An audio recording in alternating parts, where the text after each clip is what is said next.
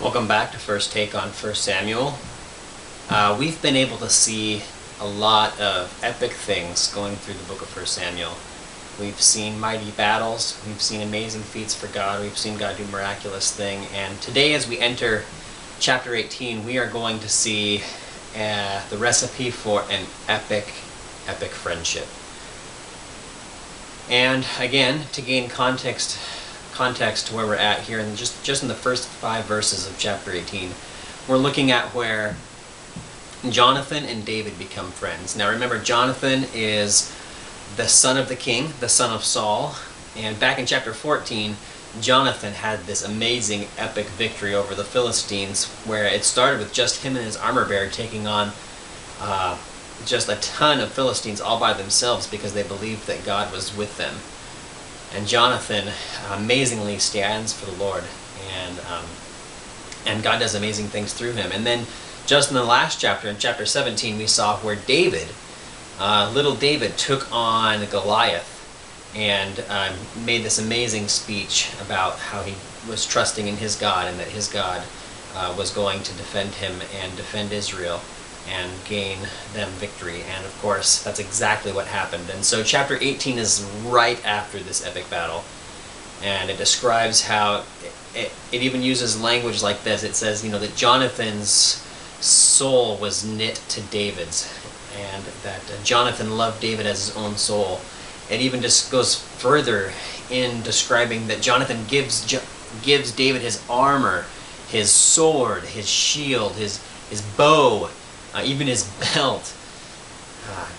What an amazing thing. They make a covenant together as friends. And of course this friendship, it starts good, but it gets proven out over time. We'll see into the chapters to come that, remember, Jonathan is the heir to the kingdom. He's the firstborn son of the king, and he's a mighty warrior. I mean, he would be the natural, everybody would assume that he'd be next in command. But God has chosen David instead. And we see Jonathan realize that. And instead of defending his own title and his own future, he puts God first, and he puts his friend first in an amazing way. And even further beyond that, we'll see later when David becomes king, even though Jonathan dies, because he made a covenant with him, he respects Jonathan's family and takes care of them.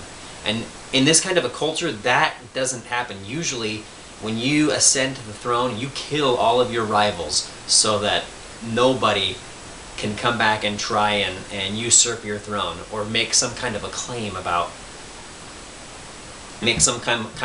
to retake their throne. But we don't see that with David and Jonathan. We see them, through thick and thin, be the most amazing of friends. So what's the recipe? Well, the recipe is both of them put God first above all else in their lives. Both in their friendship and in the way that they live their lives. And that really is how you can bring the most epic of friendships together. What is it based on? Whether it's two guys that are friends, or whether it's a married couple that ends up friends, or whether it's a group of friends. What is it that brings you together? What is primary? If you're putting God first, if you're laying that foundation above all else, that is the beginning of a recipe for an epic friendship. And really, when you let other things get in the way or supersede that, that's where relationships can break down, and that's where the imperfection of the curse of sin that we have in this world gets in the way of all of our friendships. What are you starting your friendship on? Are you putting God first? Are you putting your confidence in God and then working everything else with that foundation? Or are you letting other things get in the way, in between? Or are there other priorities within that friendship? Are you in that friendship for selfish reasons? Are you in that friendship for, who knows what those reasons might be, for what you can get out of it, or all kinds of things? What's coming first?